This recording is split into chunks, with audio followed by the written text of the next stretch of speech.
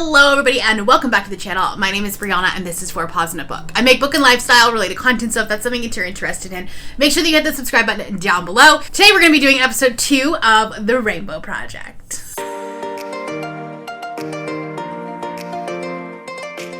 So the first video in this series went really well.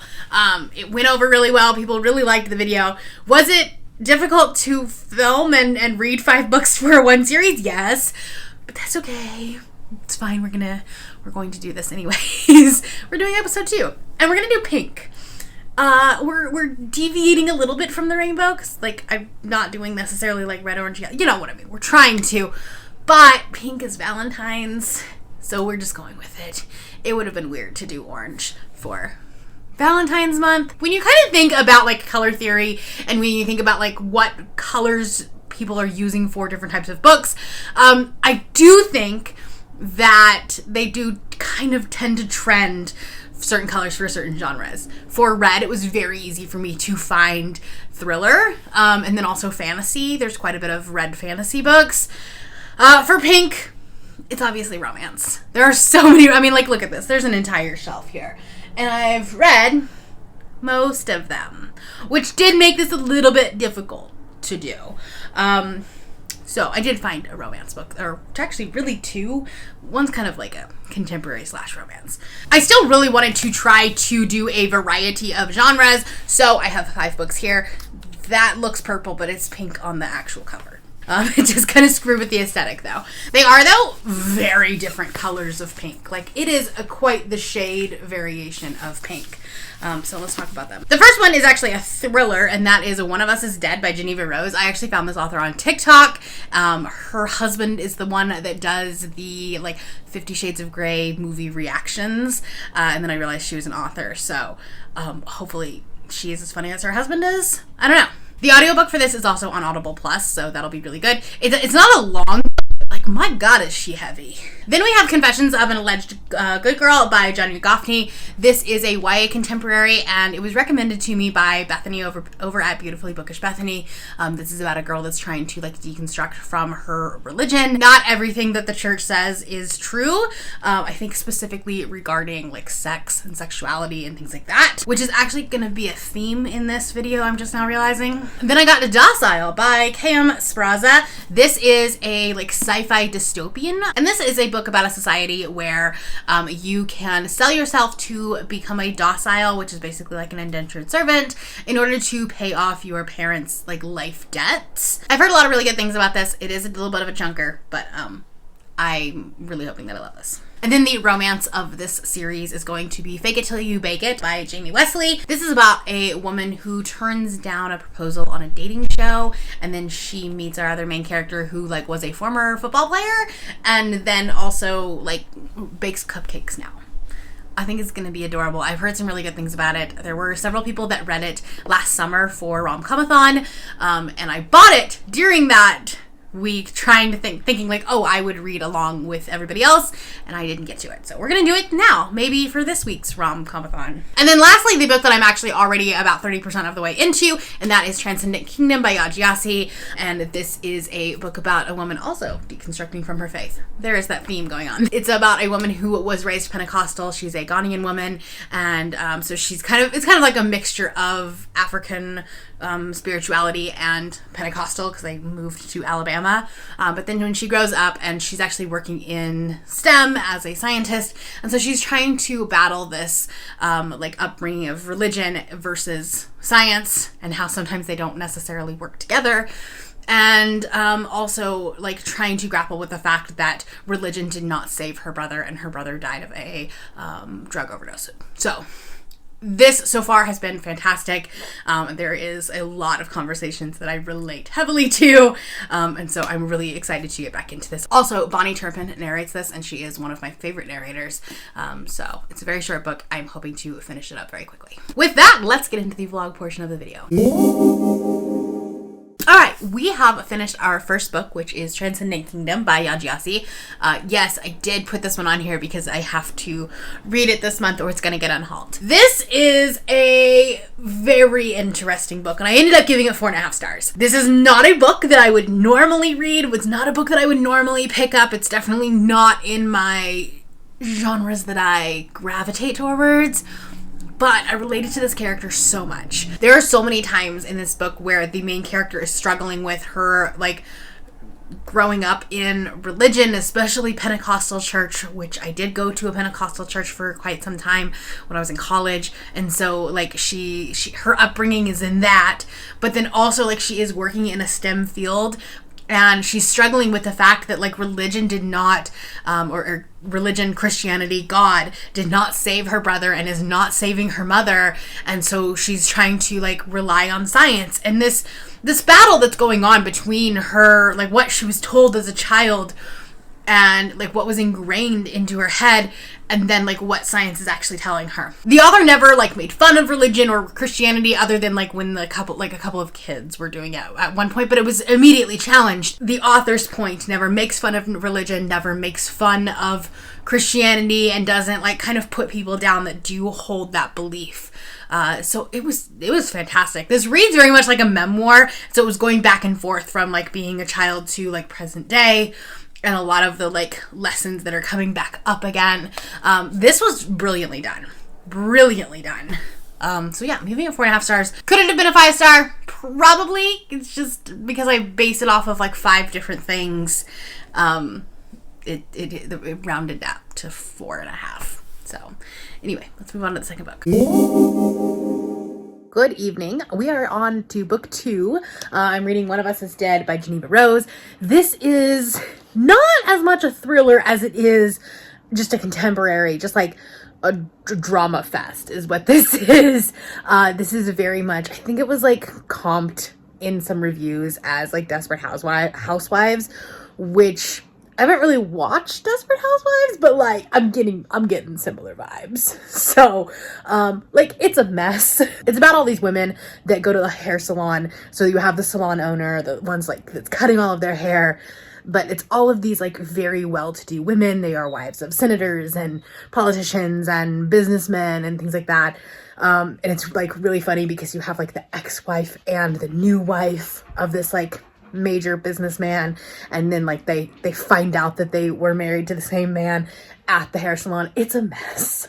And then there's a break-in at the salon, and eventually there's going to be a murder. I don't really know how that's working. It's going back and forth between, like, present day timeline and then, like, leading up to the event. Am I loving it? No. But I'm having a good time. I'm having fun reading it.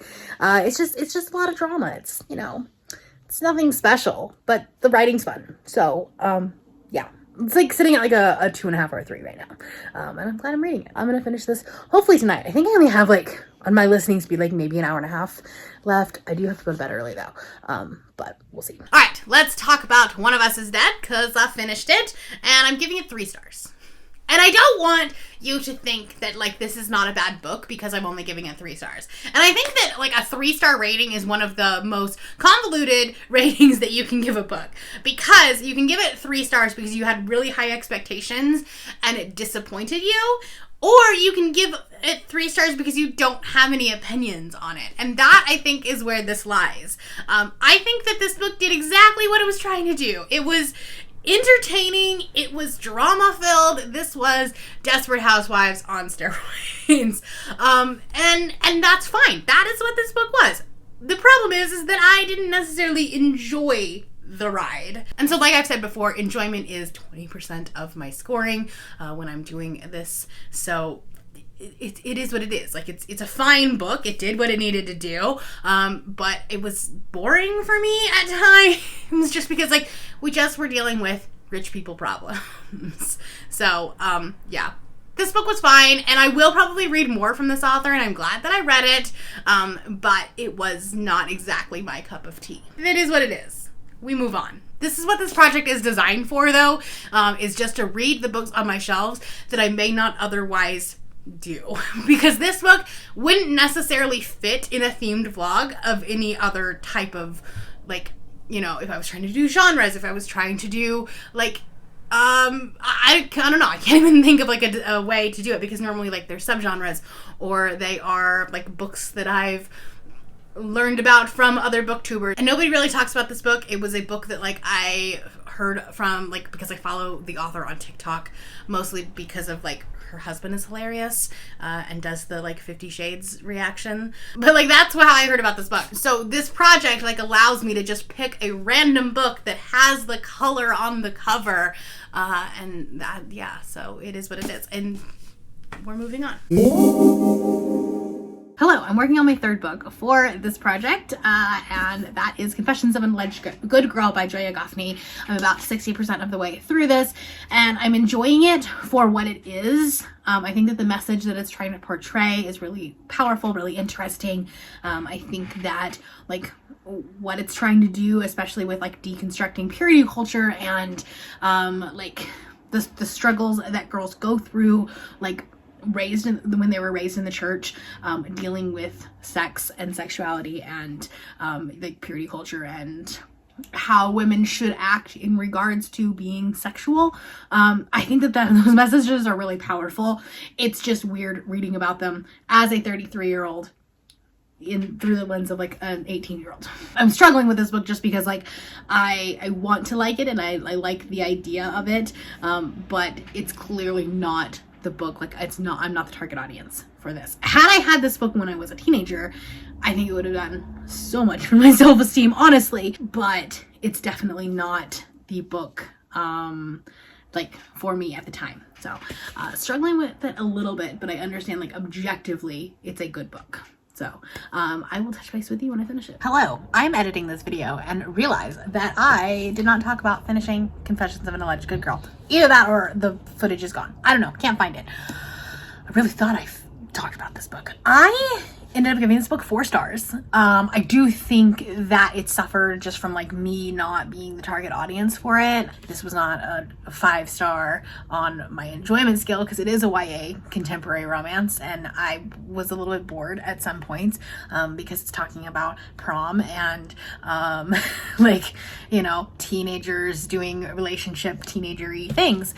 So like obviously that definitely brought it down a little bit, but it's still a 4-star read. And I think that had I had this book in my late teens, even like into early 20s, I probably would have loved this book. And so I'm gonna put it on Pango just because like I know that there is a better audience for it, and like I'm not gonna reread it. This book is definitely fantastic for anyone who is like deconstructing from religion or Christianity. There are a lot of conversations about like what the Bible actually says and what like people have just put on society and put on like what am I trying to say?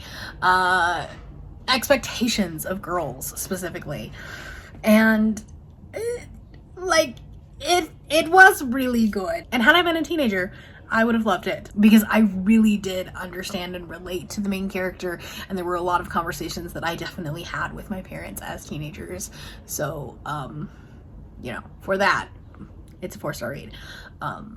So anyways, back to Past Brie, because apparently I don't know what I'm doing. All right, I am moving on to my 4th book, which is Fake It Till You Bake It. This is the only romance that I have on this entire list, which is interesting. It's fine because I read so much romance for Rom-Comathon that I'm a little bit romanced out. My genre blanket is very teal, which is the color that I'm using for my romance. Anyways, I am about 50% through this, and I wanted to update you earlier, and I just forgot because I was like listening to it on the couch. At the beginning, it was fine, right? Like it felt a little bit unrealistic. Like he's a professional football player who owns a bakery, and then he is fake dating her. Like she's fake dating him to like get the media off of her back because she said there was somebody at home, and that's why she turned down the proposal on The Bachelor. And then like that person didn't really exist. So she's fake dating him for that reason. But then he's fake dating her because they got a really popular day at the bakery because like she posted on social media about it. And so then he's like, well, that's fine. Like I'm going to get more business because you're here, right? And that would make sense if you weren't in the NFL. Like, if you're in the NFL, you're probably pretty popular. Also, like, active people in the NFL probably aren't also running a business. But it just, like, it felt like he was really struggling with his business. He really needed the sales because he, like, you know, the business is struggling. But, like, he's like, I can't even hire a manager because we're not making enough money. But, like, bitch, you're probably making several $1 million a year. So I don't understand. So I think it actually would have, like, made more sense if the guy was just a normal guy. Like, if he wasn't a football player. Because it's like, I'm having to suspend my disbelief quite a bit. But we've gotten to the first sex scene, and that's when I decided to pick up the camera and start talking to you. Because it's cringe. It's very clunky. And I don't know if it's just because I've read so much romance this week. And I've read Mia Sosa. I've read a lot of Lyssa Kay Adams. Like, they all have some really good sex scenes in them. So this one just feels really cringy and clunky. And, like, the author doesn't feel comfortable writing it. So, anyways, I'm going to finish this today. I only have a couple hours left of the audiobook on my speed. So we'll finish this today. And I will touch base with you afterwards. But it really sucks because this whole project has been so mediocre and I just want a good book and we're not getting it here. So, yay. Hello. I am here in a very pink sweatshirt to tell you about a couple of books. The first one I'm going to talk about is Fake It Till You Bake It. I ended up giving this 3 stars. I had high expectations for this one because I have a lot of friends that really, really like this one. And honestly, I thought it was just fine. Like, the fake dating didn't have enough tension in it. The sex scenes felt like they were written by someone who was uncomfortable writing sex scenes. And I think I talked about this one a little bit before, but it didn't get any better. So, yeah, it just didn't make sense. The whole premise didn't make sense, because he's famous in his own right. So, I don't know. I gave it 3 stars. It's fine. But it's not anything fantastic. Then we'll move into the 5th book for this project, which is Docile by K.M. Sraza. And I got about 100 pages into this, and I was really enjoying it, but someone commented on my recommendations video, because this was on my TBR for Tor.comathon, and the comment referred to some problematic elements that were in here regarding race and, like, racist issues. And so I was like, okay, well, I'm gonna look into that. Because I hadn't heard that before. I hadn't heard that in any of the reviews that I had seen. So I decided to look into it, and there were some, like, really low star ratings on Goodreads with some pretty in-depth reviews with those issues. This was a white queer trans man who wrote this book, and also the editor was white. But it does have a lot of conversations about slavery and modern day slavery and, like, indentured servitude and the lack of consent. And so there are, like, definitely some problematic issues. And I don't know that I wanted to enter that conversation. Because I was kind of enjoying the book. The book is, like, bingeably readable. I didn't want to come on here and say, like, yes, I loved it, because it is. It's bingeable. It's readable.